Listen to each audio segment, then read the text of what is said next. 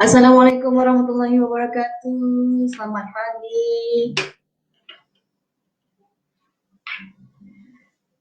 Alhamdulillah sekali lagi hari ini bersama dengan Pusat Kerjaya dan Pembangunan Usahawan Pelajar UMS untuk kita bersama-sama sekali lagi untuk slot Career Talk Series yang ke-6.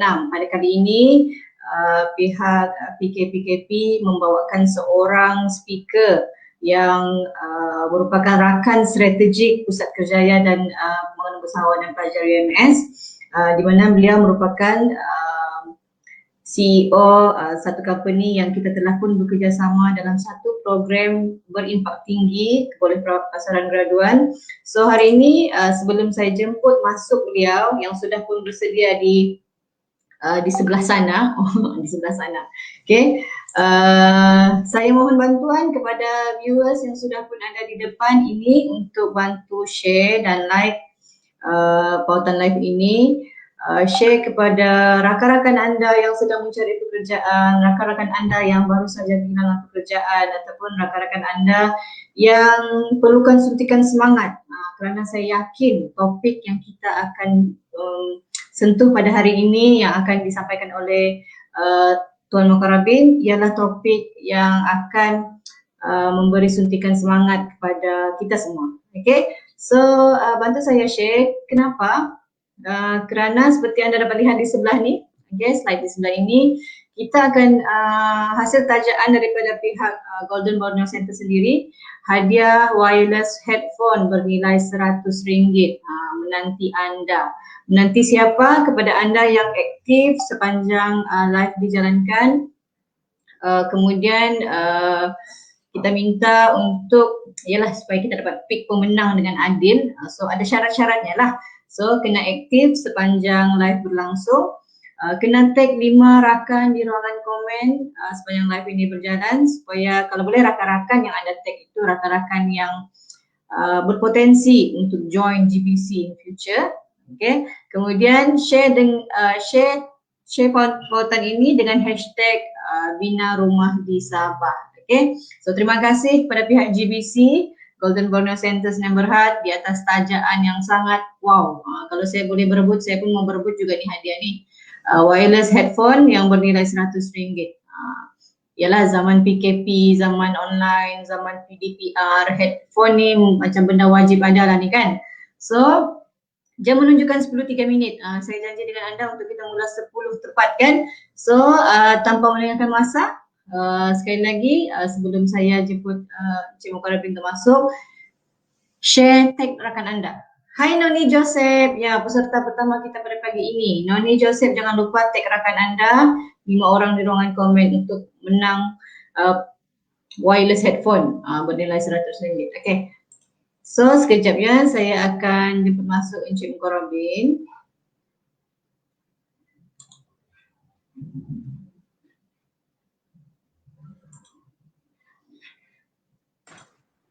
Assalamualaikum Encik Mukarrabin.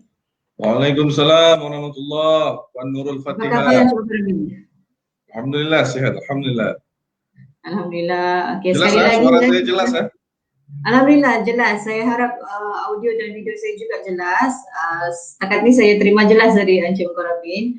So untuk pengetahuan Encik Mukarrabin, kita ini ialah saya rasa kali ketiga ya, Encik Mukarrabin dijemput oleh pihak Pusat Kerjaya untuk menyampaikan slot, cuma kali ini berbeza.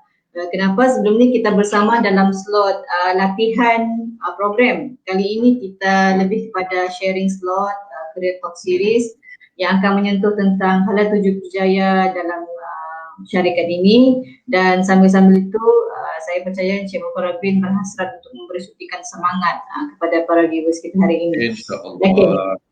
InsyaAllah. Ya, sebelum saya serahkan kepada Encik Mukarrabin, saya suka untuk kenalkan sedikitlah kita punya speaker hari ini.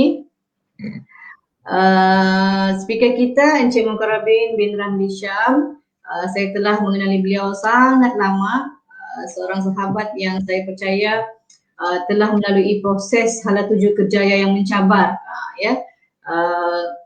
bermula dari seorang graduan dalam bidang biologi di UiTM Shah Alam.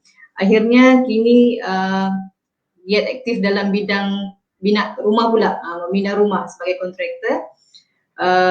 Perjalanan kerjaya beliau mungkin beliau akan ceritakan secara lebih detail, lebih banyak lagi dalam slot beliau. Beliau juga saya yakin seorang usahawan muda yang berjaya, yang harus kita belajar banyak benda daripada beliau. So ambil kesempatan hari ini untuk mereka yang hadir, gali ataupun korek tips yang boleh membantu anda jadi seperti beliau, insyaAllah. Okay, so saya rasa viewers bukan mau dengar saya bercakap, viewers mau dengar Encik Mukarrabin yang bercakap lagi. So tanpa melengahkan masa, saya mempersilakan Encik Mukarrabin Ramli Syam untuk meneruskan slot kita pada hari ini. Dipersilakan. Bismillahirrahmanirrahim. Assalamualaikum warahmatullahi taala wabarakatuh. Selamat pagi. Alhamdulillah, syukur kepada Allah Subhanahu wa taala kerana memberi kita kelapangan dan kudrat, untuk kita bersama-sama, ya. Untuk kita bersama-sama menimba ilmu dan berkongsi tentang pengalaman hidup kita. Ya. Dan saya ucapkan jutaan penghargaan, terima kasih juga di atas jemputan daripada Pusat Kerjaya UMS. Dan saya sangat berterima kasih selaku orang muda, anak muda yang sudah mendapat faedah yang banyak, ya. Maksudnya anak-anak muda kita sudah banyak mendapat faedah yang banyak daripada usaha Pusat Kerjaya UMS ini. Saya ucapkan jutaan terima kasih kerana mewujudkan satu medium bagi membantu generasi muda ekspos kepada peluang-peluang pekerjaan dan ekspos kepada industri-industri yang terdapat di luar waktu ini. Alright. Baik, sebelum saya memulakan, ada baiknya juga saya perkenalkan dahulu diri saya secara ringkas, ya. Dan kita akan terus masuk sahaja kepada slide pembentangan kita ataupun sharing kita, ya. Baik.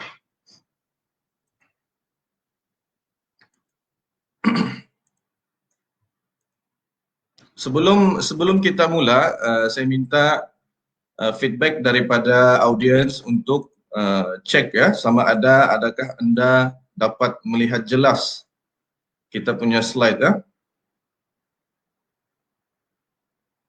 Mungkin boleh kemukakan di ruang komen, ya.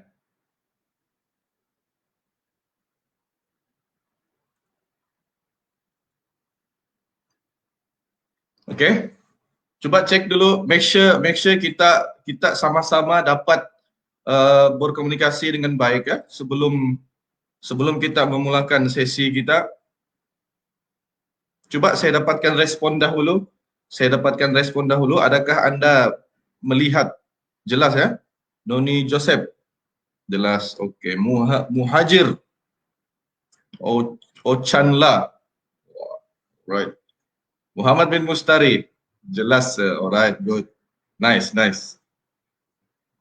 Baik. Bismillahirrahmanirrahim. Fall forward.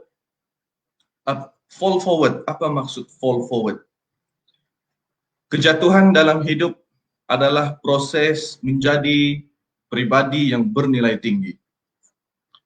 Kejatuhan. Kita sekarang ini bercerita tentang pengalaman seorang pribadi, yaitu saya sendirilah, ya. Dan pengalaman ini kita ambil dia sebagai suatu rujukan. Kita ambil sebagai suatu rujukan yang boleh kita guna pakai untuk kegunaan kita menempah kita punya masa depan. Alright, ya? Kita mulakan.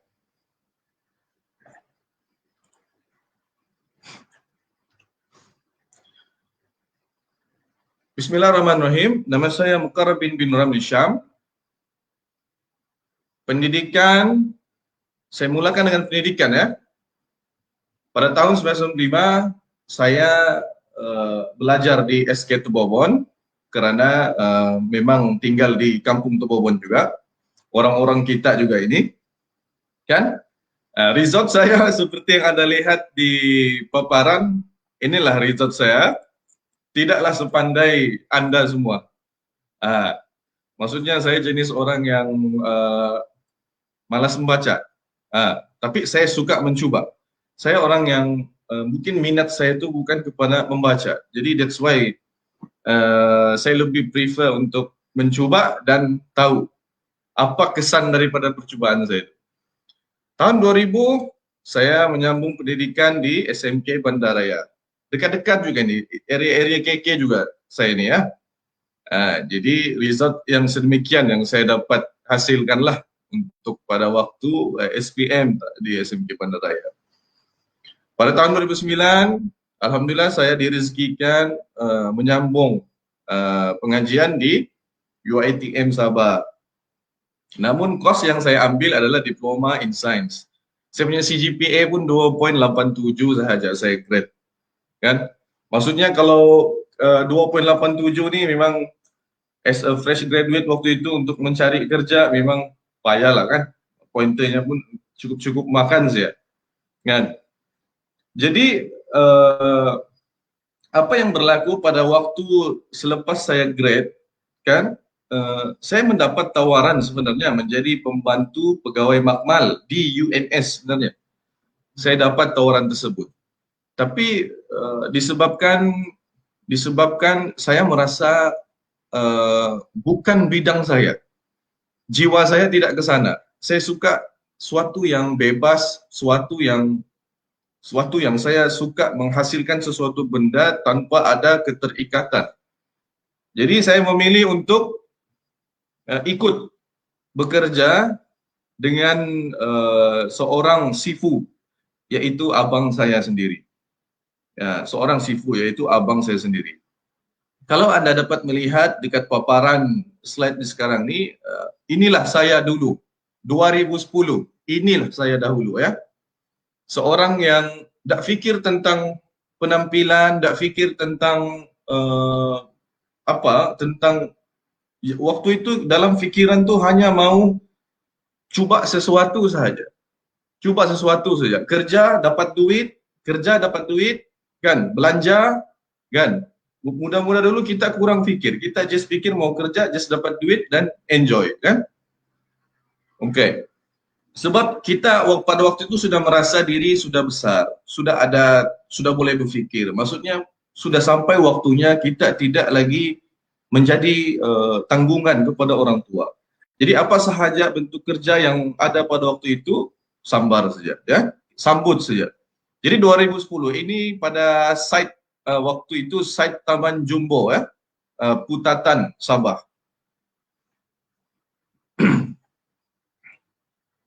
Setelah itu 2009 hingga 2012 adalah waktu saya benar-benar bekerja under syarikat.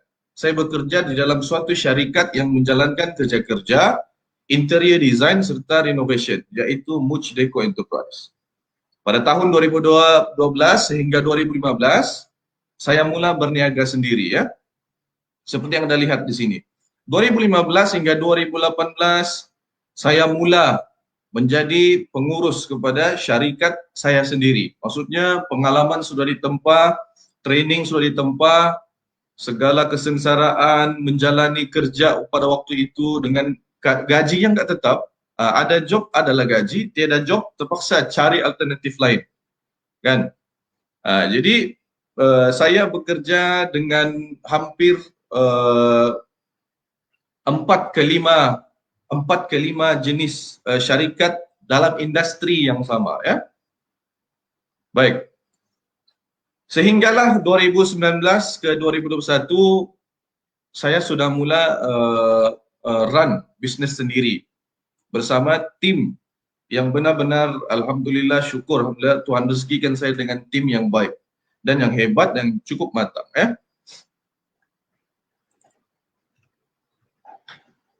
Baik, kita sedang bercerita tentang pengalaman kejatuhan, jatuh bangkit dalam karier. Dalam karier ni karier saya dalam industri construction. Jadi saya lebih suka untuk memfasakan dia. Jadi kita bermula dengan fasa 1 pada tahun 2009 sehingga 2012, selama 3 tahun. Waktu ini adalah waktu pengisian ilmu bagi saya. Pengisian ilmu teori, praktikal, kemahiran, komunikasi dan inisiatif. Pada waktu ini kerja yang saya buat tu memang kerja-kerja buruh kasar, kan? Saya buat kerja-kerja wiring, wireman, kerja-kerja pipe, kerja-kerja kumbahan, setting parit, kerja-kerja mengurus tentang septic tank. Maksudnya mengurus pipe najis tu. Kan? And then pada masa yang sama, pada malam hari saya dilatih untuk menghasilkan desain 3D, iaitu desain menggunakan Google SketchUp. Kan? Saya juga driver, saya juga supervisor on set pada waktu itu kan. Dan pada masa yang sama belajar juga menjadi tukang kayu, tukang kabinet, serta saya dilatih menjadi seorang closer, diekspos untuk berjumpa dengan segala macam karenah pelanggan. Saya masih ingat, sifu saya adalah abang saya sendiri ya. Kalau anda boleh lihat di paparan slide kita yang berbaju merah, itulah abang saya. Dia seorang sifu yang saya kata sejuta dalam seorang dalam sejuta, saya boleh katakan. Dia seorang civil engineer. Dia boleh sahaja memilih untuk kerja di suatu syarikat yang besar gitu kan, menjadi seorang civil engineer di situ kan. Tapi beliau memilih untuk tidak bekerja dengan orang dan memilih untuk mencipta kerjaya itu sendiri. Jadi kami bersama-sama pada waktu itu. Kalau anda lihat di sebelah abang saya yang baju merah ini adalah sepupu saya, cousin saya. Beliau sekarang pun sudah ada suatu syarikat sendiri dan mempunyai 9 tim kontraktor unified. Dia menjadi seorang majikan kepada 9 tim. Satu tim tu ada dalam 5-6 orang staff. Okey, dan alhamdulillah hasil daripada perjuangan kita selama 3 tahun bersama-sama benar-benar membentuk peribadi yang boleh survive di industri. Ya, boleh survive di industri. Maksudnya kita dikerah, kita diajar untuk berinisiatif. Jika tidak dapat ini, apa perlu kita buat? Cari cara sampai dapat. Cari cara sampai dapat. Fikirkan cara. Jangan, maksudnya kita tidak dibiarkan, kita tidak dimanjakan lah kiranya. Jadi saya masih ingat satu pesanan daripada abang saya, yaitu sifu saya sendiri. Kalau kau mau jadi kontraktor hebat, pastikan kau tahu semua benda lebih arif daripada orang lain. Sebab untuk kita menyediakan suatu servis, untuk kita memberitahu siapa kita, kepakaran kita, kita mesti menjadi seorang yang lebih pakar daripada orang lain sehingga orang tersebut hire kita. Jadi bila andai kata saya sendirilah kan, andai kata saya sendiri ditanya, Tuan, adakah Tuan sudah banyak melalui fasa-fasa interview? Kalau saya boleh katakan kepada anda semua, saya melalui ratusan fasa interview, di mana saya diinterview oleh klien untuk dapatkan job. Maksudnya, bila anda menjadi seorang yang sangat expert kepada suatu benda, dan anda dilantik ataupun di-hire dan dibayar untuk menjalankan kemahiran anda tu, insya-Allah sama sekali anda tidak akan dapat apa-apa halangan. Dan anda menyelesaikan masalah manusia ni. Menyelesaikan masalah manusia dan anda dibayar disebabkan anda mempunyai kemahiran menyelesaikan masalah manusia. Baik, itulah yang berlaku pada 3 tahun pertama saya memulakan kerjaya ni ya. Segalanya dulu kan kita tidak fikir dulu. Dulu kita rasa oh syok kerja dapat duit boleh berbelanja kan. Mana yang ada pacar, mana yang ada girlfriend tu belanja girlfriend, bawa jalan-jalan, pergi lepak dengan kawan, dapat belanja kopi kawan-kawan. Itu suatu nikmat yang bagus kan. Lepas tu menabung sedikit untuk kita bagi dengan orang tua, dapat belanja orang tua, dapat belanja bapa, dapat belikan baju, belikan telefon apa semua. Itu sangat memberi satu hormon di dalam badan kita, itu hormon kegembiraan yang membuatkan kita lebih menjadi suatu karisma yang lebih hebat. Ya? Boleh ya?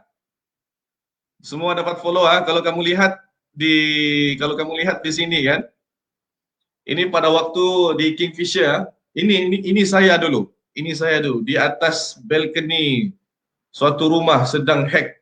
Ini roof beam. Ini concrete gutter. Ya. Baik, kita teruskan.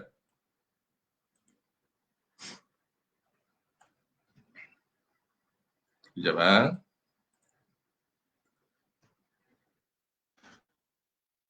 Pada tahun 2012 hingga 2016, saya mula berniaga sendiri. Saya boleh consider lepas setelah 3 tahun pertama saya bekerja under syarikat abang saya itu, di situ pada akhir-akhir bulan tahun, habisnya tempoh saya bekerja di satu syarikat itu, saya diberhentikan kerja ya, diberhentikan. Bukan pasal saya tidak perform, bukan pasal saya tidak bagi yang terbaik, sebab ada satu situasi yang berlaku pada waktu itu, adalah di mana site kami pada waktu itu berlaku kecurian.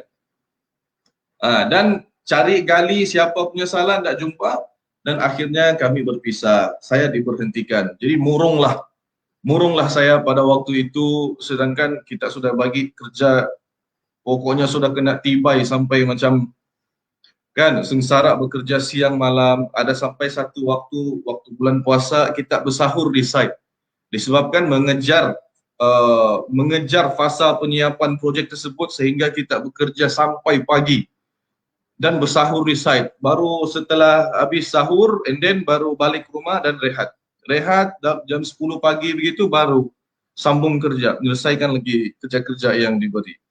Fasa kedua 2012 hingga 2016 adalah fasa saya mula berdikari sendiri.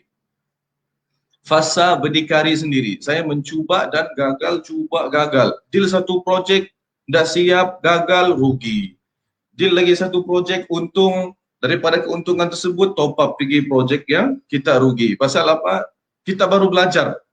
Dan saya masih ingat pada tahun 2013. Pada tahun 2013, saya merasakan satu kejatuhan yang teruk lagi.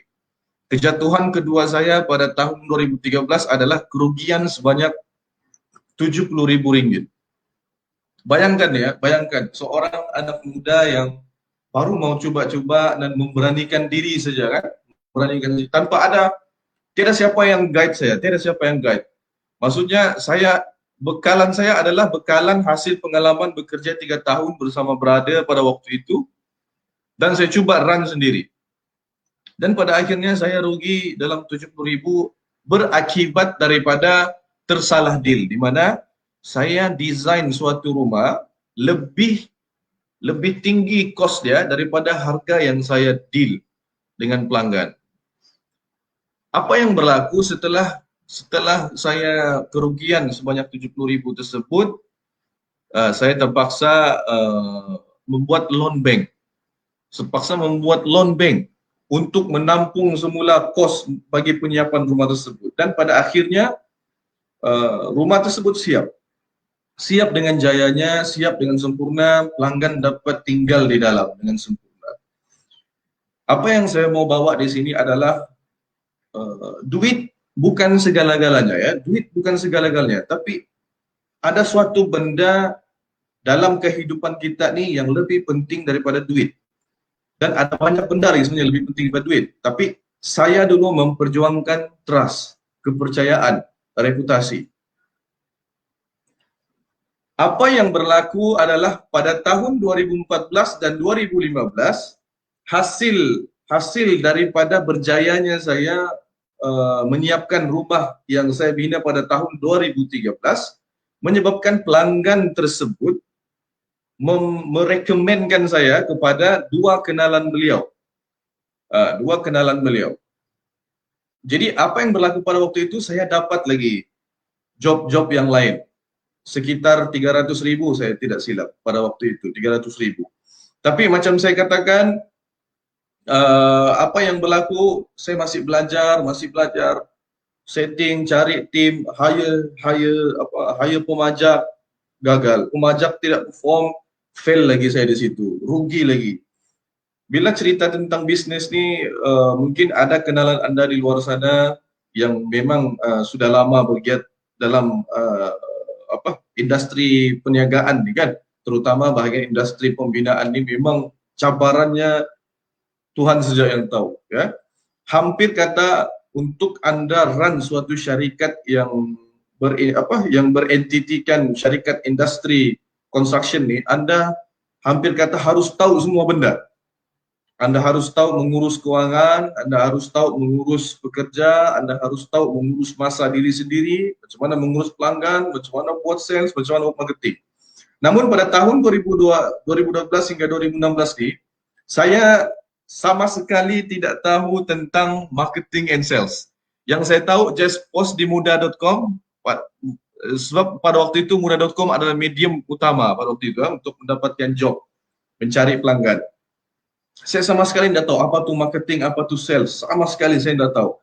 Yang saya tahu, post sejak design, and then gunakan ayat-ayat manis yang saya tahu, dan akhirnya dapat job. Ataupun datang daripada recommendation orang-orang yang kenal kita.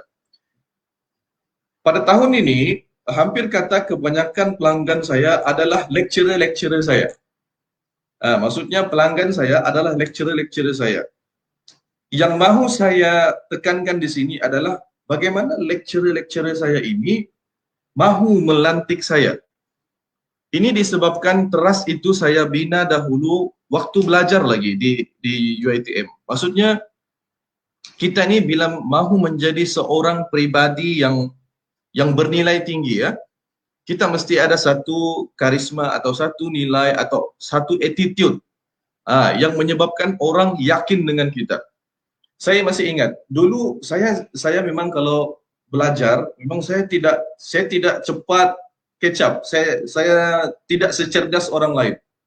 Saya masih ingat dulu waktu di UiTM, besok dia ada tes. Besok dia ada tes fizik, kalau saya tidak silap. Tes fizik. Saya menghabiskan masa, kan, dalam 2-3 hari itu sebelum tes, mentelaah buku-buku nota apa segala rujukan. Saya punya housemate, roommate saya, dia main dulu kan popular tu game apa tu, Dota, bukan Dota, apa ni, Counter Strike, kan, jadi dia main Counter Strike dan saya belajar pada waktu itu, habis belajar, catch up nota balik apa semua. What happened is result member roommate saya tu yang main Counter Strike tu lebih tinggi daripada saya. Maksudnya apa? Memang rezeki saya tu bukan diberikan suatu kecerdasan dari segi membaca ataupun macam mana. Maksudnya saya kena cari alternatif bagaimana untuk saya menjadi suatu pribadi yang bernilai dengan cara yang lain. Dan saya tidak dapat ikut orang lain, pasal saya tidak cerdas. Jadi apa yang saya buat adalah saya just berakhlak yang baik. Saya usahakan berakhlak baik. Maksudnya waktu study dulu, walaupun tidak pandai, sekurang-kurangnya saya disenangi. Saya disenangi oleh lecturer, saya disenangi oleh kawan-kawan. Kan? Maksudnya nilai di situ sudah mula saya pupuk. Ya, ini pun hasil daripada didikan orang tua. Maksudnya sangat penting untuk anda selalu mendapatkan restu, keberkatan, didikan dan doa daripada orang tua kita. Baik, kita sambung ya. Boleh ya? Jelas kan? Mungkin kalau ada yang merasa saya terlalu cepat ataupun mau catch up apa yang saya cuba bawa, mungkin boleh kemukakan di ruang komen supaya saya tidak merasa one way saja. Saya mau make sure Anda benar-benar menikmati momen ini bersama supaya kita benar-benar dapat dia punya inti daripada pengalaman yang saya lalui lah. Baik. Pada tahun 2016 hingga 2019 inilah saya kira kejatuhan yang sangat besar dalam hidup saya. 2016 hingga 2019. Pada tahun 2016, selama 4 tahun begitu, ya, selama 4 tahun begitu saya menjalankan perniagaan, saya ditinggalkan oleh partner saya. Disebabkan menanggung kerugian tersebut, orang pun tak tahan bekerja dengan saya, kan, tak tahan berpartner dengan saya. Maksudnya apa yang berlaku, mereka saya pun tidak boleh paksa. Namun kesedihan tu haruslah dipikul sendiri, sebab kalau sampai partner itu sendiri teraniaya disebabkan kekangan dan risiko hasil daripada dealing yang berlaku pada tahun 2015, 2014 kan. Jadi kami terpaksa berpisah dan saya ditinggalkan sendiri untuk handle semua masalah pada waktu itu. Dan yang paling menyedihkan lagi, rakan saya itu sudah dilatih, saya sudah bagi segala macam skill yang saya ada, sudah bagi segala pengalaman yang cukup, dan akhirnya mereka membuka syarikat sendiri dan menjadi pesaing saya sendiri. Jadi di situ saya mengalami fase depresi. Pada tahun 2016 itu saya mengalami fase depresi dan berkurung di dalam rumah sekitar 2 bulan untuk memikirkan dan tidak bergaul dengan siapa-siapa. Memikirkan cara macam mana saya mau survive keadaan pada waktu itu. Memang selalu muntah-muntah, selalu kena gastrik, selera makan tiada, badan jadi sangat kurus. Memang tekanan sangat teruk pada waktu itu. Perjuangan selama bertahun-tahun dan berkongsi visi dan misi pada waktu itu semua tidak jadi pada waktu itu. Dan akhirnya mereka menjadi pesaing. Walaupun sebenarnya bukan salah mereka, ya, bukan salah mereka saja. Pasal mereka juga ada kehidupan yang harus ditanggung sendiri. Jadi saya harus beradaptasi untuk memulihkan diri saya semula pada waktu itu. Sekitar 2 bulan saya terpuruk di dalam bilik bekerja saya itu. Jadi saya kira setelah survive daripada itu, syukur Alhamdulillah Tuhan masih mau saya meneruskan perjuangan dalam industri. Saya bangkit balik. 2016 hingga 2019, pada tahun 2017 tersebut, saya dapat lagi satu job hasil daripada kenalan, recommendation. Hasil daripada kenalan, di mana saya dapat job untuk membuat satu kilang tayar. Kilang tayar. Kalau ada yang mengenali Kembar Trading, sekarang mereka ada 2 cawangan. Salah satu kita yang bina dekat Kampung Tubobon, kilang tayar mereka. Daripada job di situ saya mula bangun balik. Job ini pun dapat disebabkan apa? Bukan saya cerdas, bukan saya pengalaman, pasal attitude saya. Pada waktu tinggal di Kampung Tubobon, orang memang kenal saya disebabkan attitude. Maksudnya berakhlak baik. Kita tidak kata kita baik, tapi kita cuba untuk jadi orang baik supaya orang senang dengan kita. Jadi yang saya coba bawa di sini adalah nilai attitude itu sangat tinggi sebenarnya di dalam pribadi seseorang yang mahu menempah kehidupan dalam kerjaya masing-masing. Maksudnya saya dapat job tersebut disebabkan, kalau kata 70% disebabkan attitude saya dan kenalan saya. Maksudnya di Kampung Tubobon tersebut saya memang dikenali lah. Maksudnya pasal selalu melewati perjalanan kampung untuk solat di masjid kan. Jadi orang mula kenal pasal ulang alik di situ. Alhamdulillah saya bangkit pada tahun 2017 dengan berbekalkan modal daripada projek tersebut. Namun macam saya kata, perjalanan tidak mudah. Untuk kita menempah kehidupan yang lebih besar di hadapan, kita akan diuji lagi. Apa yang berlaku pada tahun 2016 hingga 2019, saya sudah mula melantik staf. Kalau tahun-tahun sebelum ini saya lebih bergerak dengan partner saja, dengan partner. Dan terus meng-hire sumber outsource luar seperti tukang, pemajak projek. Tapi pada tahun 2016 hingga 2019 saya sudah mula meng-hire designer, saya hire marketing, saya hire admin, accountant, mula melantik staff. Dan pada tahun ini saya belajar berorganisasi, kan?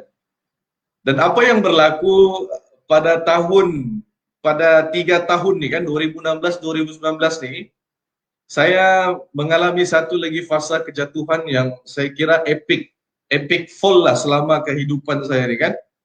Ini saya kira epic fall lah. Di mana saya salah melantik. Saya melantik staff yang based on main cedok-cedok saja. Based on kenalan jiran-jiran gini, oh, kau boleh kerja kah begini? Tidak melalui HR, tidak melalui interview yang betul, tidak melalui tapisan-tapisan dan based on interview yang betul lah. Jadi apa yang berlaku pada waktu itu, saya mula naik nama saya. Nama syarikat saya Mukbil Endego itu mula naik. Maksudnya permintaan kepada syarikat saya itu mula naik. Jadi that's why saya hire staff pada waktu itu. Apa yang berlaku, saya tidak pengalaman menguruskan suatu organisasi atau menguruskan syarikat. Yang berlaku pada waktu itu adalah salah memposisikan staff. Ada staff yang tidak pengalaman, saya hire, saya bayar tiap-tiap bulan pada gaji yang tidak setimpal. Ada seorang staff pula yang saya hire hanya untuk mendapatkan manfaat. Maksudnya benefit yang saya bagi itu tidak sewajarnya. Dan saya melantik staff-staff yang tidak pengalaman kerja dan bermasalah dari segi attitude, dari segi sikap, disiplin. Apa yang berlaku pada tahun 2018, saya pengsan di salah satu site project yang berlokasi di site Kota Marudu. Saya pengsan di sebuah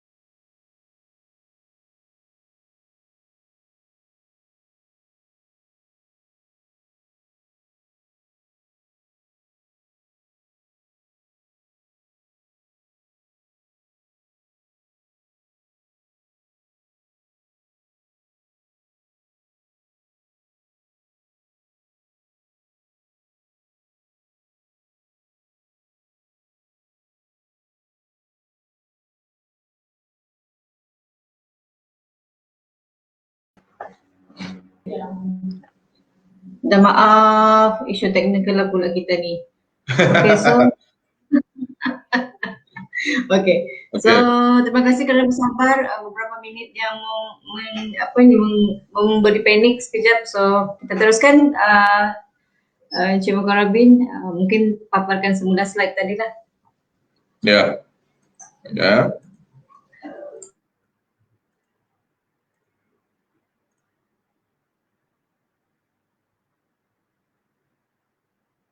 Okey, jelas kan slide nampak kan? Okey, sudah boleh teruskan Encik Mukarrabin. Baik, fasa 3, saya di fasa 3 sekarang ya. Pada tahun 2016-2019. Cuba saya dapatkan dulu respon sebelum saya memulakan. Make sure audience kita kan semua dapat melihat dengan jelas paparan.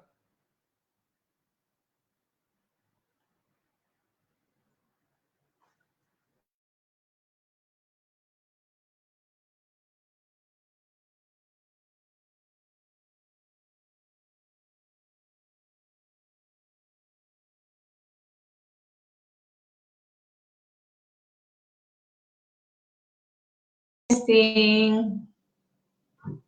Diharap para viewers bersabar ya, saya rasa ada connection problem di pihak Encik Mukarrabin.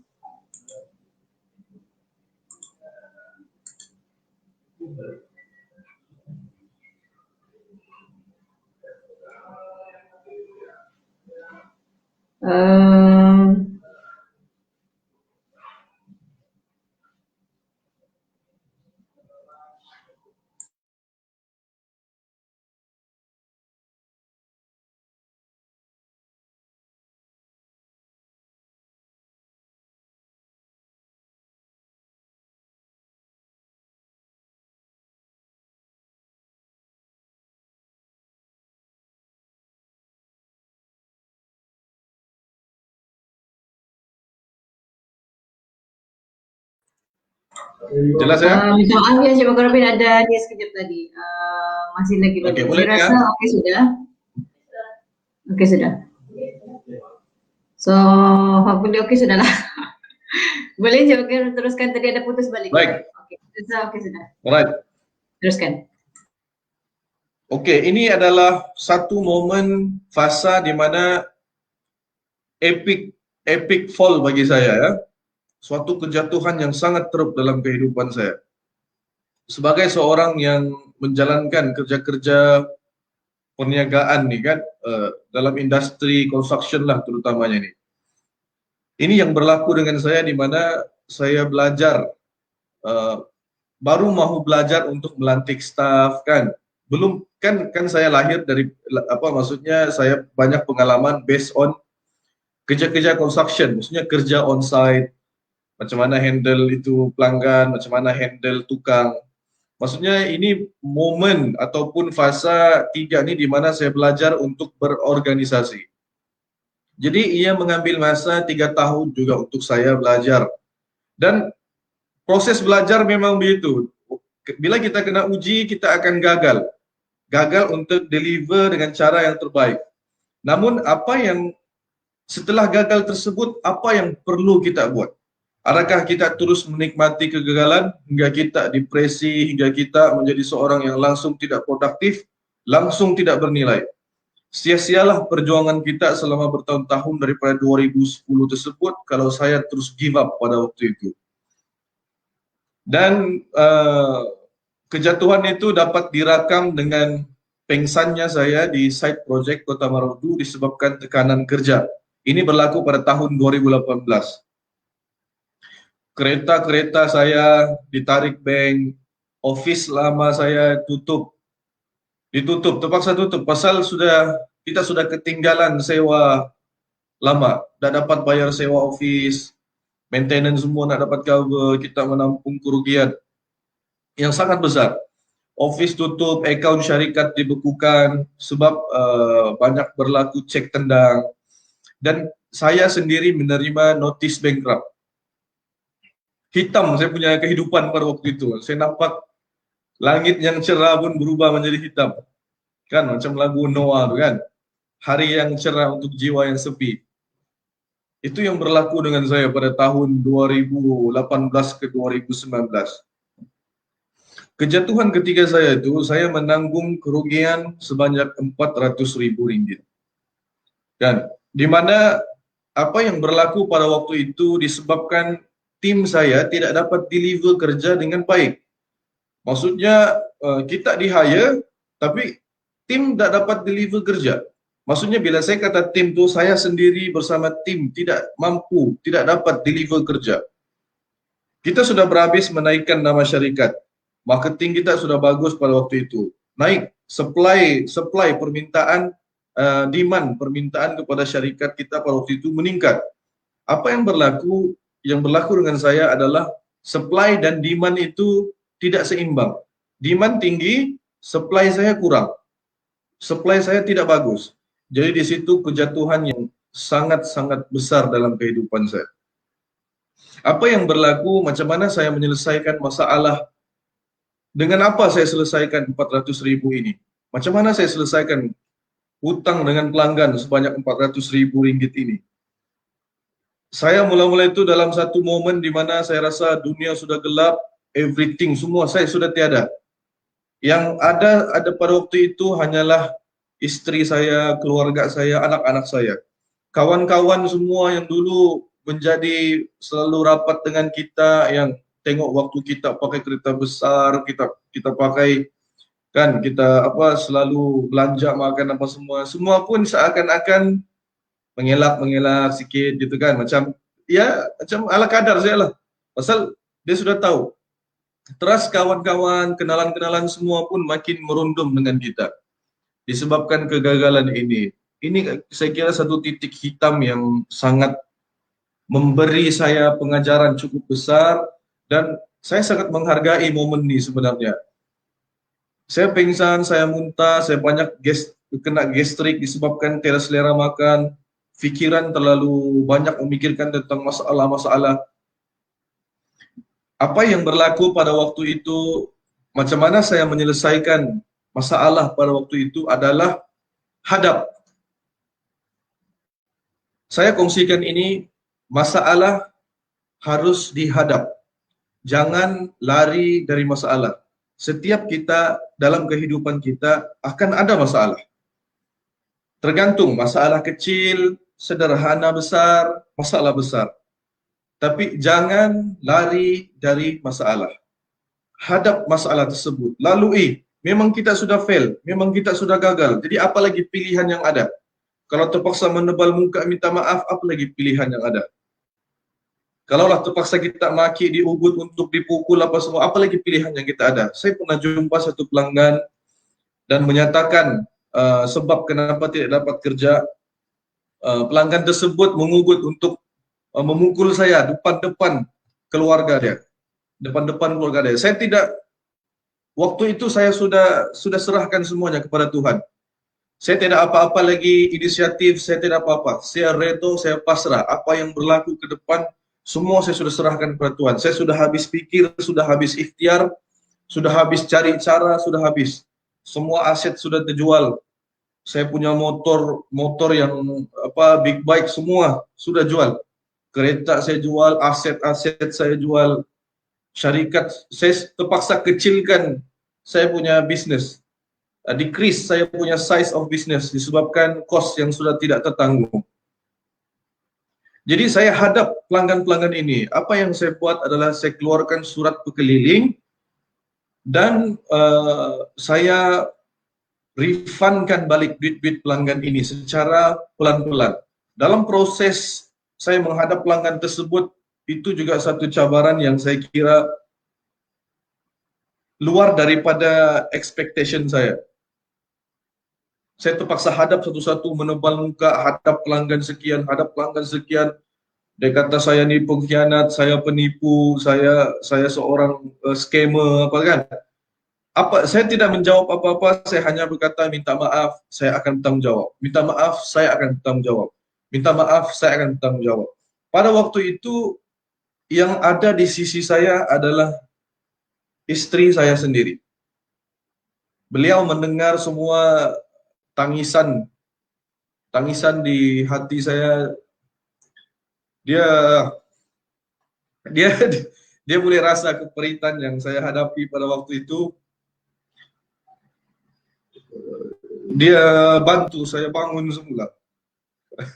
Sedih sedikit kan, sorry. Minta maaf. Dia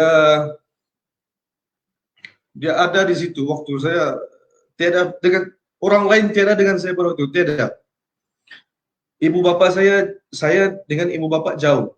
Saya dengan ibu bapak jauh. Jadi istri saya adalah orang yang physically melihat penderitaan saya pada waktu itu. Jatuh bangun saya selalu tidak dapat tidur malam. Saya terduduk di katil dan merenung. Saya merenung kehidupan, tidak dapat tidur malam. So, macam mana saya akan lalui hari esok? Macam mana saya mau menghadap segala tomahan, segala kutukan, segala malu daripada seorang yang ada syarikat, ada nama, and then ada aset-aset, ada kenderaan yang mewah, dan akhirnya jatuh dan semua hilang sekelip mata. Saya melalui fasa yang sangat sukar pada waktu itu.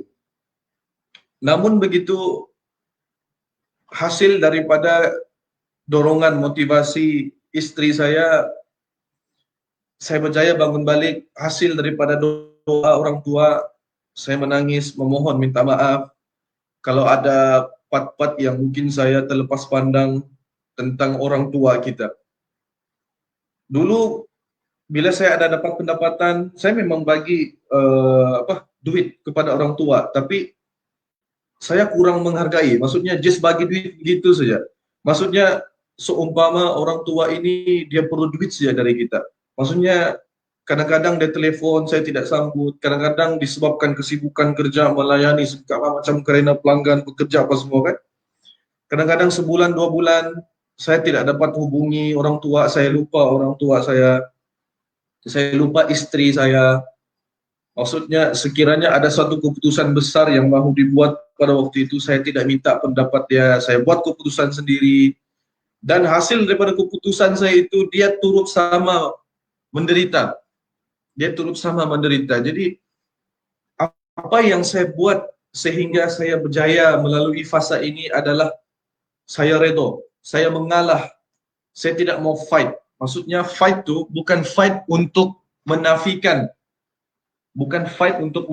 yang saya gagal, tapi saya fight untuk menerima yang saya sudah gagal, dan saya harus bangun balik, dan saya harus menerima pandangan orang lain, menerima pandangan istri saya, orang yang paling cerdas pada waktu itu untuk memberi saya motivasi serta pandangan-pandangan untuk saya berjaya bangun balik. Dan selepas itu saya memperbetulkan hubungan dengan Tuhan. Maksudnya saya sendiri sebagai seorang Muslim terlampau sibuk kerja. Kadang-kadang solat 5 waktu tidak terbuat. Kadang-kadang lambat, kadang-kadang tidak memperdulikan sama sekali. Staf dibiarkan tidak solat, tidak sembahyang. Kadang-kadang tukang di site saya tidak sediakan tempat mereka untuk sembahyang.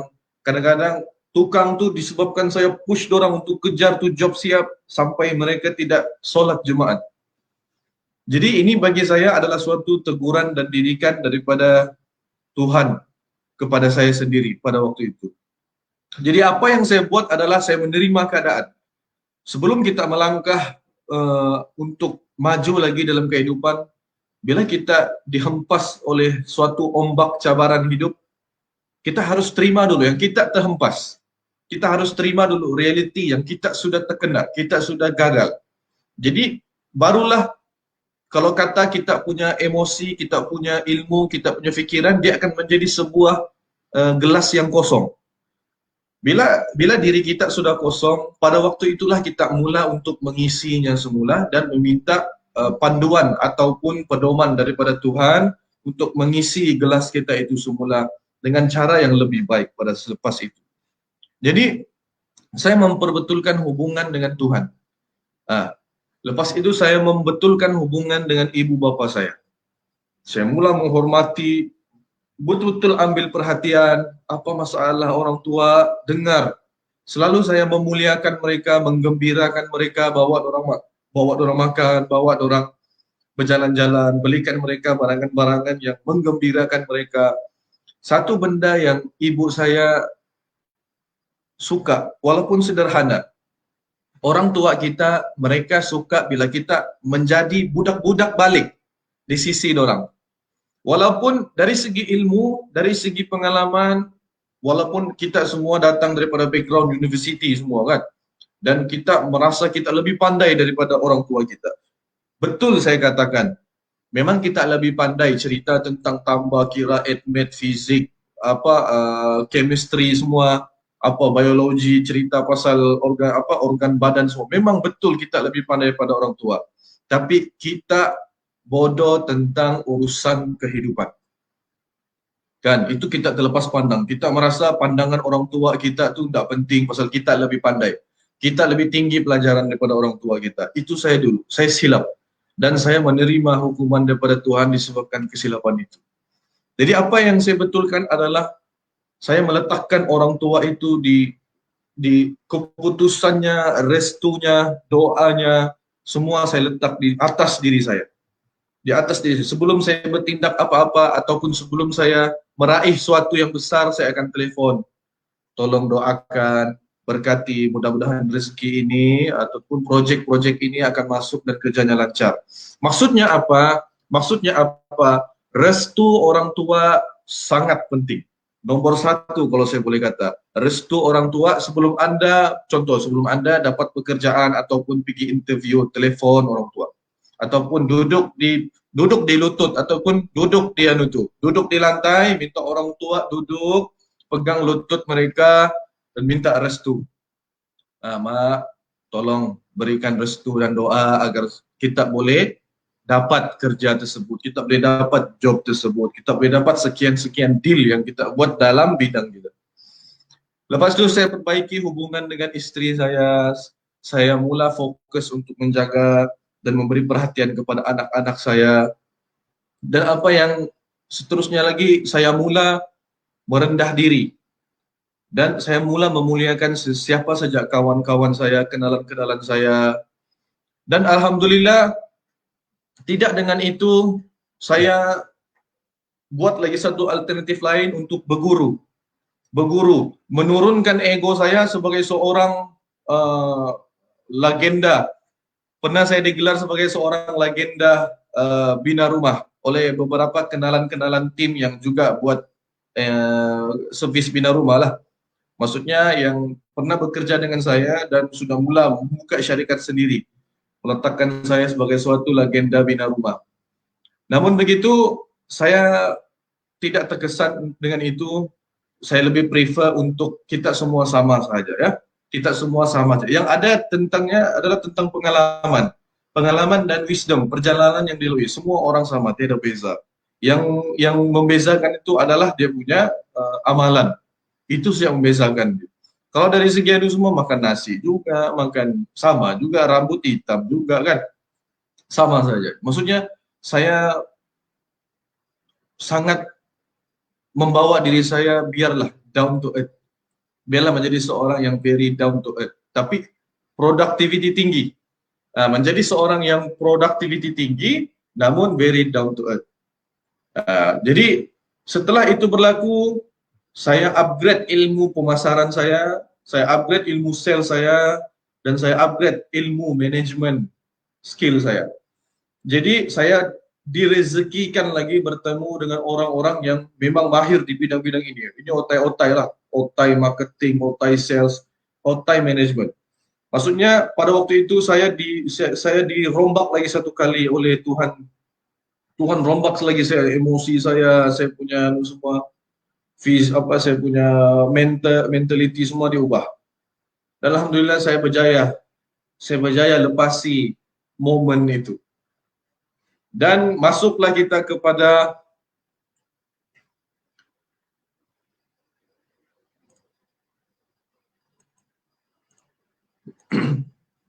fasa 4. Fasa 4 itu di mana seperti yang Anda lihat, inilah saya. Inilah saya bersama tim, bersama syarikat Golden Borneo Center Sen Berhad. Pada tahun 2019 sehingga sekarang, pada tahun 2019 hingga sekarang, bangkit lagi. Sebab saya ada satu big why. Saya ada satu big why yang menyebabkan secara subconscious dalam diri saya selalu berbisik di telinga saya, selalu berbisik di hati saya. Big why saya adalah saya suka tolong orang. Saya tidak sampai hati melihat orang lain susah. Saya suka tolong orang. Saya sanggup susah untuk orang. Itu big why. Saya tidak tahu kenapa. Memang saya dilahirkan begitu. Saya, maksudnya apa? Itu yang menyebabkan saya ada dorongan gaib dalam diri saya. Waktu semua benda sudah tiada, dalam pikiran saya perlu bangkit balik dan saya perlu berjaya balik. Agar dengan kejayaan saya dapat membantu ramai orang, membantu orang fakir miskin, membantu ibu tunggal, membantu gelandangan, membantu kawan-kawan terdekat saya, membantu keluarga saya sendiri, kan? Agar jangan ada lagi medium orang meminta-minta apa semua. Itu yang berlaku. Jadi pada tahun 2019 saya diberi rezeki bersama staf yang cerdas dan berpengalaman. Dan saya yang berlaku pada tahun 2019, 2020, 2021 adalah percantuman antara wisdom dan talent. Sekejap ya. Maaf ya, sekejap ya.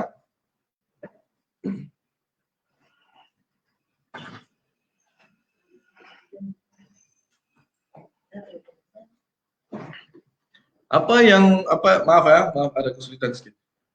Pencantuman antara wisdom dan talent, di mana saya ada wisdom based on pengalaman turun jatuh naik dalam industri.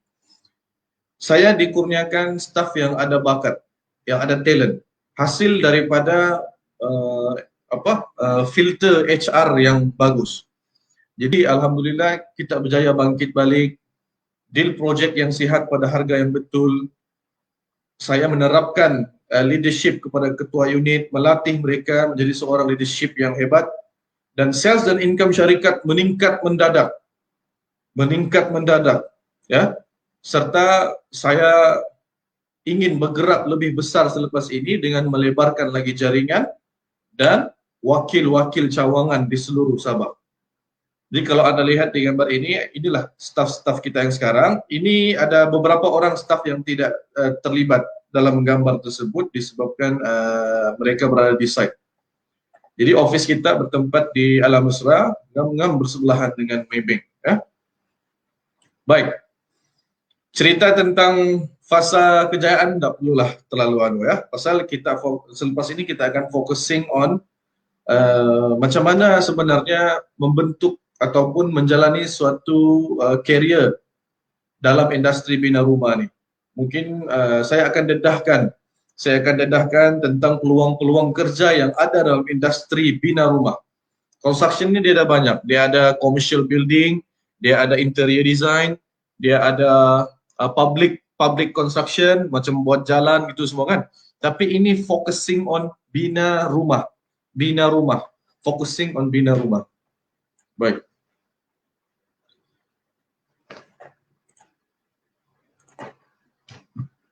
Baik, hala 7 kerjaya sebagai eksekutif bina rumah.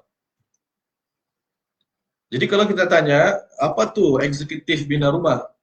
Boleh saya cuba di ruangan komen.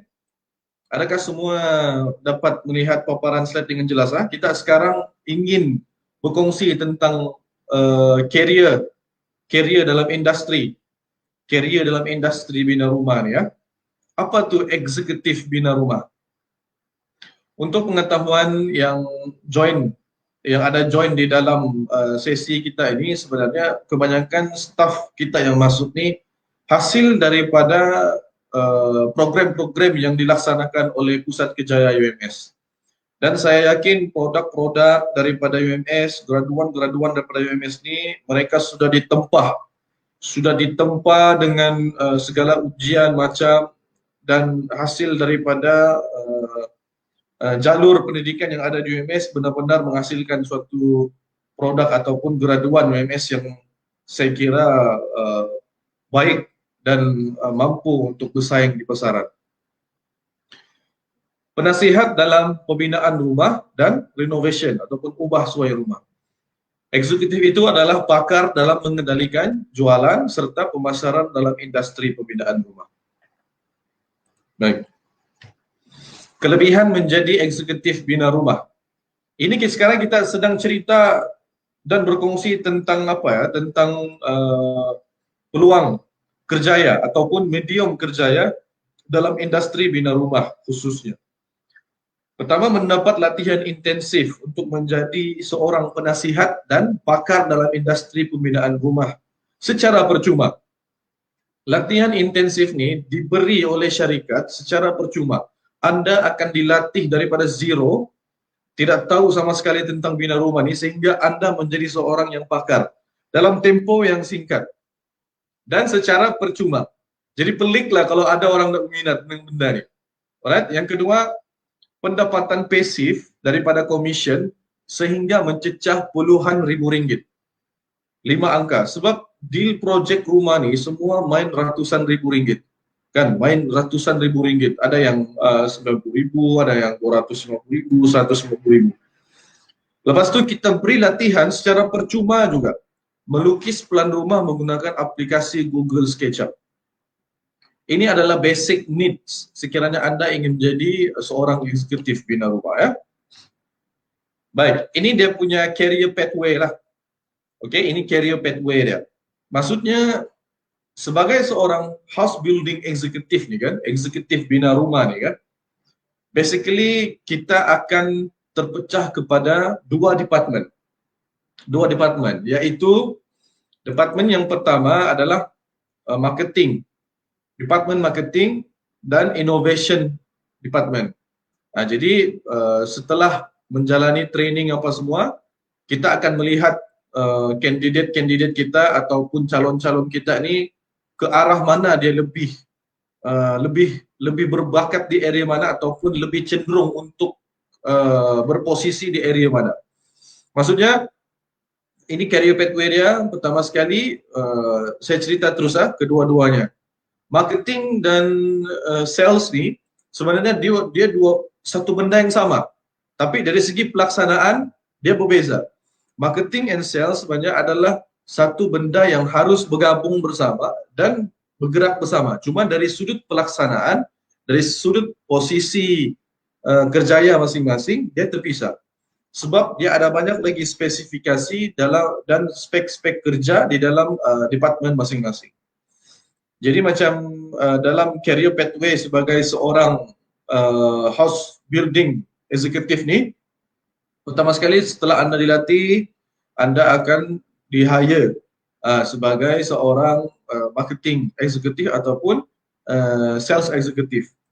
Jadi bila Anda fresh baru masuk, Anda akan di-guide oleh seorang senior eksekutif lah.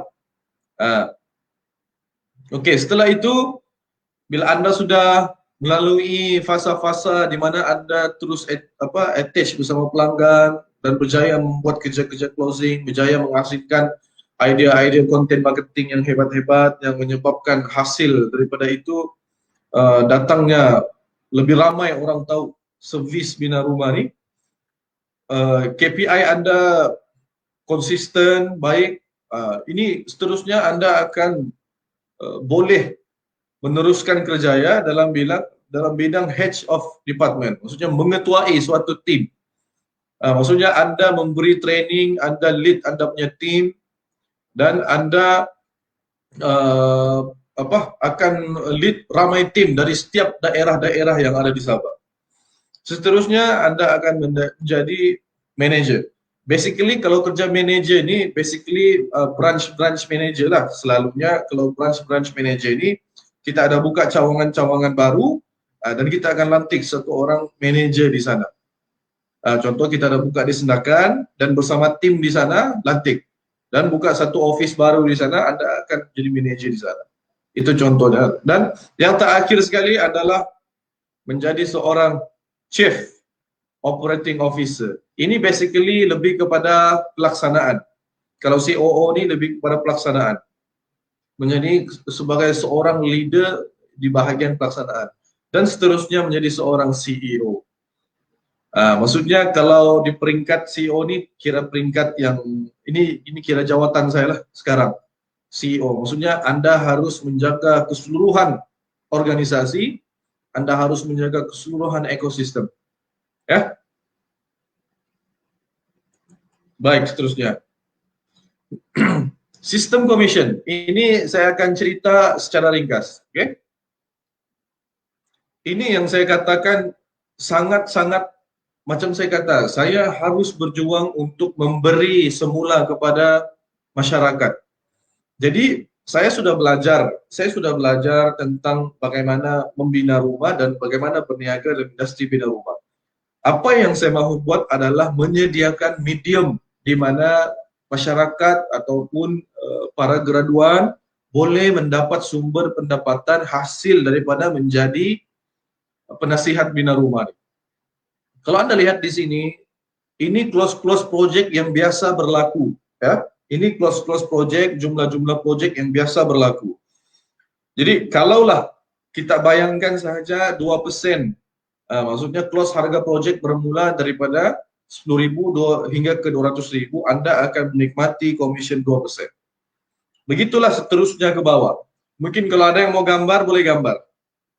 Kan? Gambar supaya boleh dilihat hasil daripada commission closing yang kamu buat, Anda akan dapat commission dengan jumlah yang kita paparkan di sini. Oke? GBC membuka peluang kepada yang berpotensi. Macam saya kata tadi, saya wujudkan syarikat memang untuk membantu masyarakat. Ya, memang untuk membantu masyarakat. Menyediakan medium tempat orang mendapat pendapatan. Semua kita akan mendapat manfaat. Lihat, orang tuan rumah dapat rumah, staf dapat pendapatan, syarikat dapat keuntungan, kan? Masyarakat di luar sana dapat menjadi eksekutif bina rumah dan membuat kerja sama ada secara freelancer ataupun internship program. Freelancer ni Anda join dulu latihan secara online ataupun boleh datang office untuk dapatkan latihan, lepas tu Anda akan bergerak di luar sendiri. Tapi mendapat bimbingan, mendapat authorization menggunakan brand syarikat freelancer. Sekiranya Anda menjadi eksekutif bina rumah dan Anda menjalani internship program. Maksudnya program ini dilaksanakan bersama dengan trainer-trainer yang ada di dalam syarikat. Sehingga Anda berjaya mendapat satu posisi sama ada sendiri buat ataupun menjadi satu branch, cawangan-cawangan kepada syarikat. Baik. Sekiranya Anda menjadi eksekutif bina rumah secara freelancer, sistem commission sehingga 5 angka saya katakan tadi. Maksudnya 10.000, 20.000, memang you guys boleh dapat. Kita dapat jana pendapatan. Pasal orang bina rumah dia bukan RM10, RM300, RM5.000. Dia melibatkan ratusan ribu ringgit. Jadi bila satu kali dapat closekan benda tu, memang commissionnya sangat lumayan. Saya kira ini sangat-sangat memberi bantuan kepada masyarakat di luar sana. And then latihan menjadi seorang penasihat dan pakar bina rumah. Kelas online setiap 2 minggu. Ya. Ini yang saya katakan ada trainer-trainer yang akan melatih siapa yang ingin menjadi freelancer kepada syarikat. Ya.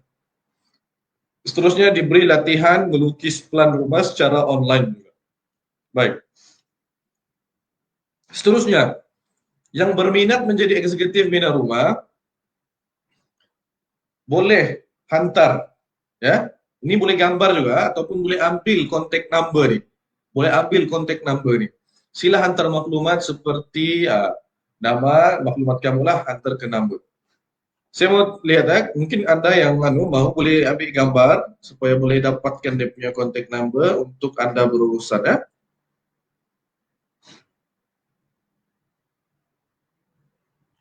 Baik.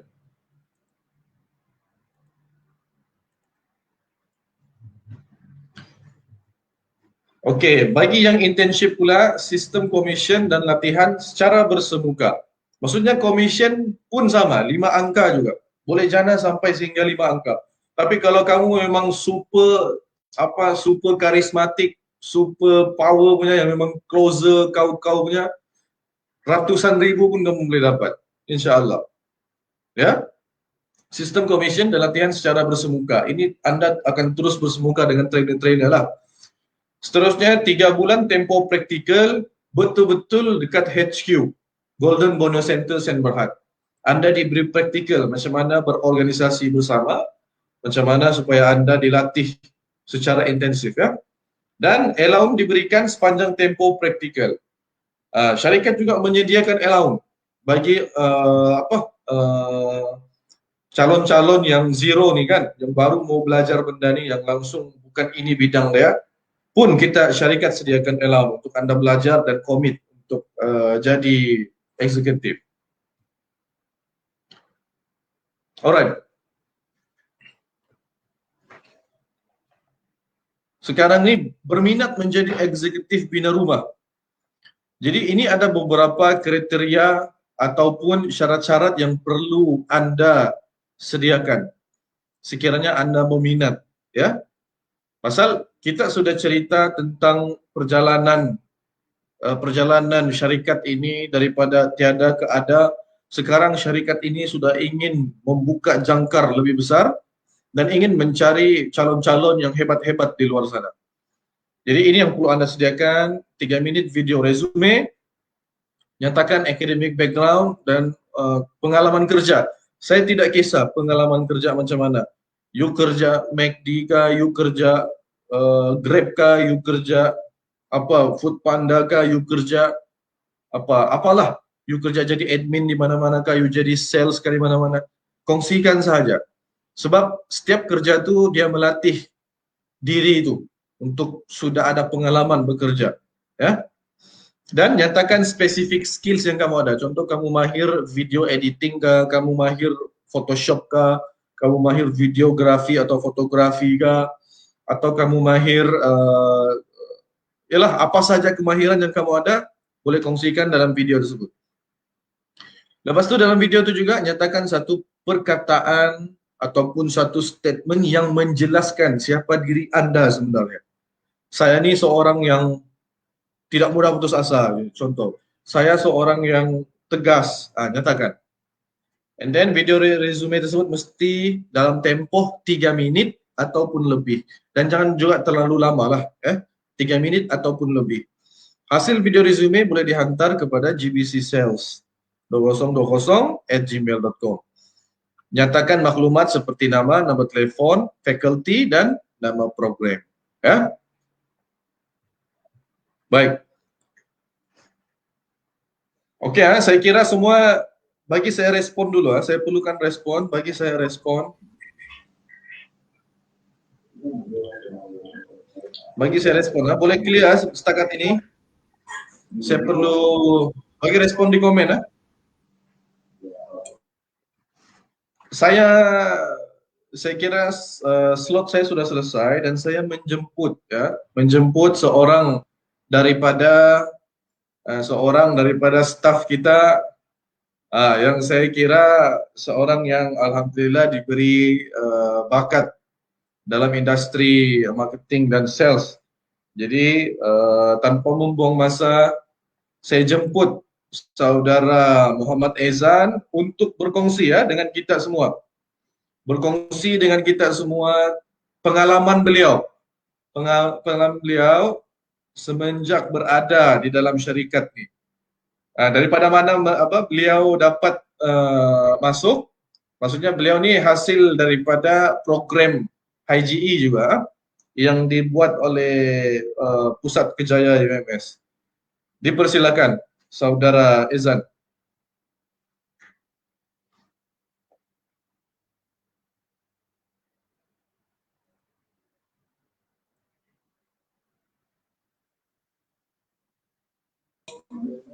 Encik Ezan kena unmute dulu. Oke, maaf lupa unmute. Oke. Assalamualaikum dan salam sejahtera kepada semua yang hadir. Oke, coba komen-komen dulu kalau nampakkah dia punya ini kan slide nih. Oke. Komen-komen dulu. Oke, Ezan Bani. Iya, sir. Alhamdulillah, ada yang kenal. Oke. Saya mulai dengan nama saya dulu. Nama saya Muhammad Ezan bin Rusli. Oke, nama saya Muhammad Ezan bin Rusli, selaku eksekutif marketing dan juga bina rumah di Sabah daripada syarikat Mukbil and Deco. Oke, untuk pengetahuan kamu, saya adalah seorang graduan daripada UMS, Universiti Malaysia Sabah, graduan pada tahun 2020. Oke. Tahun lalu punya graduan. Jadi saya juga asalnya daripada pelajar. Oke, pelajar ijazah. Sarjana muda pemasaran. Oke. Saya adalah budak pemasaran, mengambil jurusan pemasaran semasa di UMS. Oke. 3 tahun semasa di UMS saya mengambil jurusan itu. Jadi apabila sampai tahap saya graduan, saya konvo, tidak ada konvo, oke, tidak ada konvo, cuma graduan, oke, doakan UMS ada konvo. Jadi sampai satu tahap ada satu iklan di mana iklan itu menunjukkan peluang pekerjaan, oke, peluang pekerjaan, latihan yang disediakan oleh UMS lah. Ini kebaikan UMS nih, yang saya suka. Kita keluar daripada UMS tidak perlu terlalu macam takut sangat, oke? Karena banyak yang disediakan peluang-peluang kerja ya nih. Jadi salah satunya inilah yang saya masuk, yaitu peluang yang dibuat ini adalah dipanggil sebagai program haji, oke? Dan masa itu saya adalah peserta haji 2. Saya peserta haji 2, oke? Masa saya jadi peserta haji 2 sama seperti ini, oke? Hadir, mendengar pengalaman daripada director managing, yaitu Tuan Muk sendiri, oke? Mendengar sampailah saya disuruh minta buat resume, video resume sama tadi, disuruh minta buat video resume dan saya buat, oke? Saya buat sampai satu tahap saya dapat panggilan untuk datang ke office, oke? Untuk pengetahuan kamu, saya datang di office first time, saya datang office pada 14 hari bulan 12, 14 hari bulan 12 2020. Oke? 4 bulan yang lalu. Jadi maksudnya saya ada 4 bulan sudah di syarikat nih. Oke? Maksudnya ada 4 bulan, selama 1 bulan, oke? Saya 1 bulan praktikal di sini dan 3 bulan training. 3 bulan training. Jadi dalam training tuh banyak yang saya diberikan. Semasa praktikal juga pun banyak saya diberikan. Oke, latihan sangat banyak diberikan. Latihan cara berdepan dengan klien, oke. Latihan cara bercakap, latihan untuk mengetahui ilmu-ilmu tentang perumahan, pembinaan, oke, struktur-struktur pembinaan dari fed putting hinggalah sampai siap. Even saya tidak pernah belajar pun pasal pembinaan nih. Oke, saya cuma belajar marketing saja dulu. Dan tidak terpikir untuk masuk ke dalam bidang ini. Oke, tidak terpikir untuk masuk ke dalam bidang ini. Oke, dan akhirnya saya masuk dan saya jadi dilantik sebagai sales executive. Oke, saya dilantik sebagai sales executive selama 4 bulan itu. Saya dilantik dan sampailah saya dapat berinteraksi dengan klien, oke, dapat berinteraksi dengan orang luar. Even saya tidak pernah pun sebenarnya berinteraksi dengan orang-orang besar nih, berurusan dengan duit-duit yang besar nih orang bilang. Oke? Saya tidak pernah. Paling-paling pun saya pernah berurusan dengan orang berjual tentang produk-produk paling tinggi pun saya pernah berurusan 200 ringgit. Tetapi ini melibatkan ribuan ringgit. Oke, hampir mencecah sampai juta juga. Oke? Jadi benda itu kan membuatkan saya rasa macam saya boleh kah? Sampai satu tahap begitu saya perlu sampai kayak berkata saya boleh kah? Saya boleh. So apa kita jumpa orang yang orang kata lebih tinggi daripada kita. Kita baru graduan. Oke, baru graduan, baru melangkah ke alam pekerjaan yang sebenar orang kata.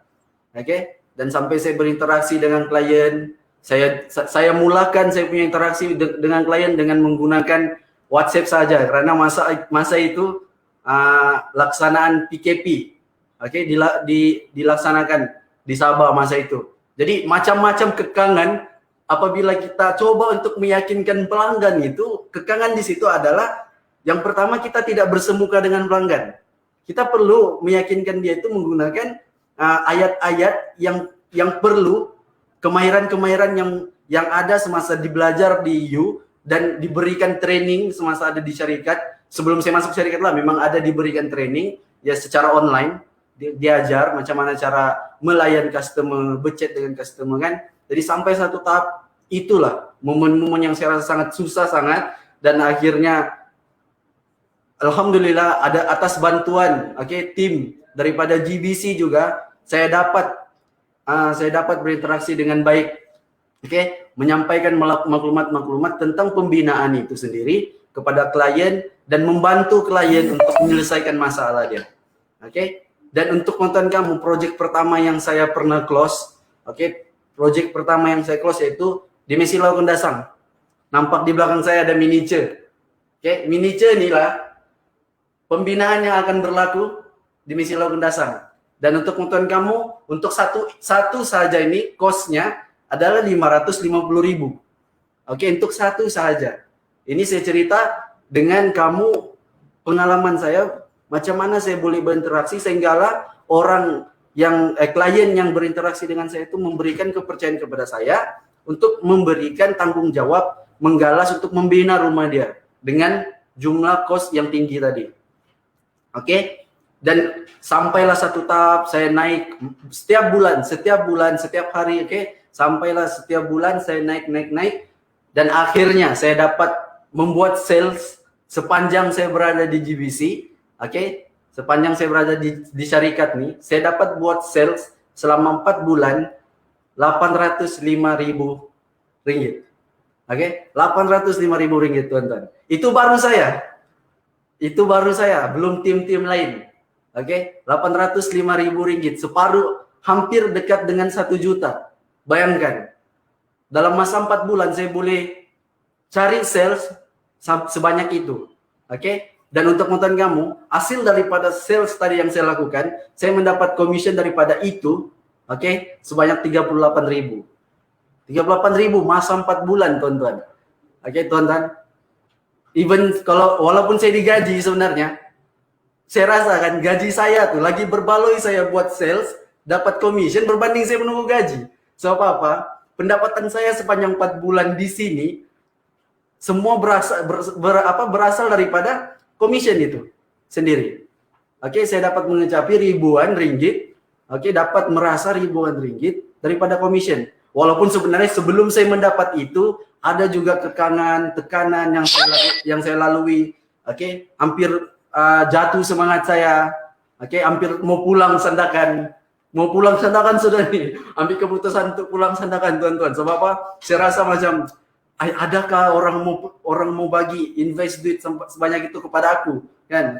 Jadi sampai satu tahap syarikat director sendiri bagi semangat, suntik semangat, bagi latihan lagi cara macam mana untuk kita menjadi closer yang hebat, yang berkarisma dan diyakini oleh orang luar. Sampai satu tahap saya yakin finally saya dapat buat sales sebanyak itu. Itu tuan-tuan bayangkan selama 4 bulan. Bayangkan 4 bulan akan datang lagi. Rasa-rasanya mungkin cecah 2 juta kali kan. Yang penting kita yakin, percaya diri. Insyaallah pasti jadi. Dan semua apa yang saya dapat ini bukan juga daripada saya sendiri. Semua ini adalah berkat daripada doa ibu bapak saya. Setiap kali ada project saya, saya coba share lah pengalaman saya. Setiap kali saya ada project, saya akan hantar gambar project itu kepada mak saya. Hantar, lepas itu saya akan cakap, saya akan video call, saya kata doakan project ini dapat. Doakan project ini dapat. Apabila saya kata doakan project ini dapat dan kata mama saya kata setiap hari dia doakan, insya Allah dapat, maka saya perlu yakin. Jadi apabila saya yakin, alhamdulillah. Untuk sekarang saya sudah buat lebih daripada 4 sales. 4 sales itu saya dapat itulah 805.000 ringgit. Sebanyak itu. 4 sales. Oke, bukan orang yang biasa-biasa yang saya pernah jumpa banyak. Jadi inilah kalau saya sendiri, saya juga bukan juga orang yang pandai dan bijak. Oke, saya graduan daripada UMS bukannya pointer yang bagus. Oke. Seperti kamu mungkin pointer bagus 3 poin lebih kan. Mungkin ada di sini lagi first class mungkin. Tapi yakin dan percaya. Mana yang rasa ingin berjaya, melangkahlah karena saya dari Sandakan untuk ke syarikat nih keke, PKP lagi.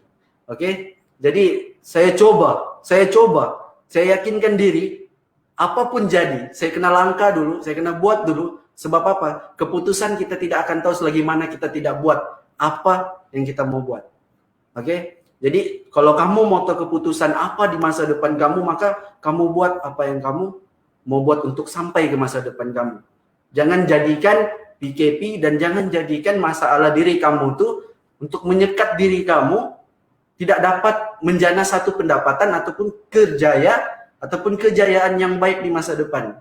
Saya pun tidak pernah terpikir untuk menjadi sales yang orang kata boleh mencapai target yang lebih daripada yang saya inginkan. Oke? Jadi saya harap mana-mana yang sekarang sekarang melihat, melihat saya video nih, melihat live nih sekarang kan, saya ajak kamu semua, saya ajak kamu semua, berikan tenaga dan kentalkan keyakinan kamu jika kamu ingin melangkah, sama-sama buat. Kami juga ada di sini untuk bantu kamu sampailah kamu boleh dapat pendapatan seperti itu. Saya jamin, insya Allah kalau kamu join, tim kami akan ajar kamu. Paling tidak pun kamu boleh close 1, mungkin lebih. Jadi jangan terlalu banyak berpikir dan memilih. Just buat, insya Allah pasti akan jadi. Jadi itu perkongsian saya. Perkongsian saya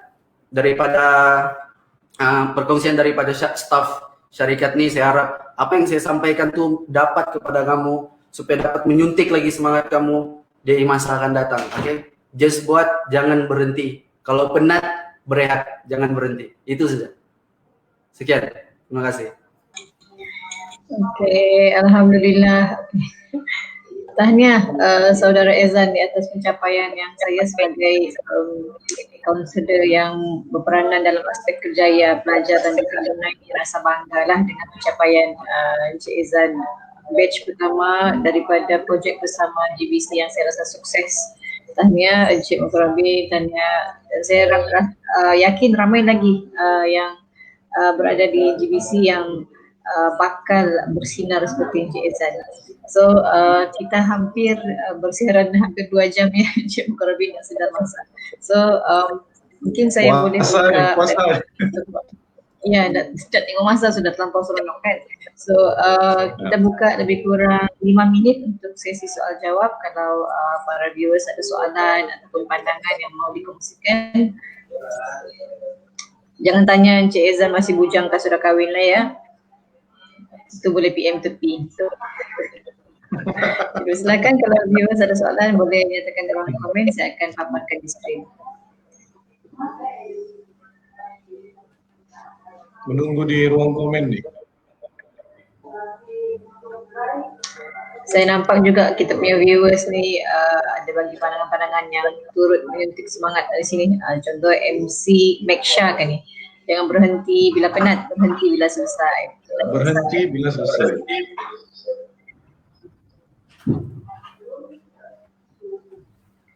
Terima kasih komen-komen yang memberansangkan. So kalau tidak ada soalan, seperti yang dijanjikan, ada apa lagi dari Encik Mukarrabi atau Encik Ezan yang mau ditayangkan? Daripada saya tidak.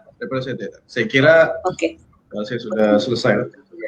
Kalau tidak ada, kita mau lunaskan janji ni. Mau lunaskan janji kepada para viewers. Sekejap ya. Kita janjikan di awal slot ini tadi untuk memberikan hadiah istimewa iaitu wireless headphone yang bernilai RM100 kepada viewers yang kita rasakan aktif, sudah pun melaksanakan tugasan-tugasan yang kita minta iaitu tag 5 orang rakan dan juga share dengan hashtag Bina Rumah di Sabah.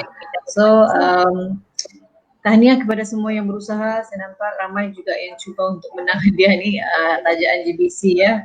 Terima kasih sekali lagi pihak GBC. So tanpa melengahkan masa, kita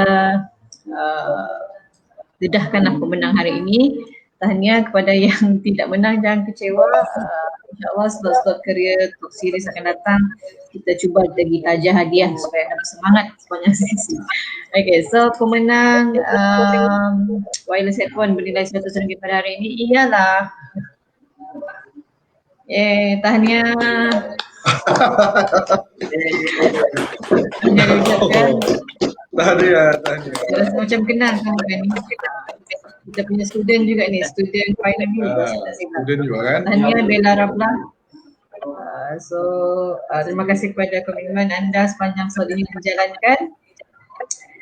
Kita ucapkan sekali lagi terima kasih kepada pihak GBC, Encik Mukarrabin, kepada Encik Muhammad Ezan di atas kongsian yang saya rasa sangat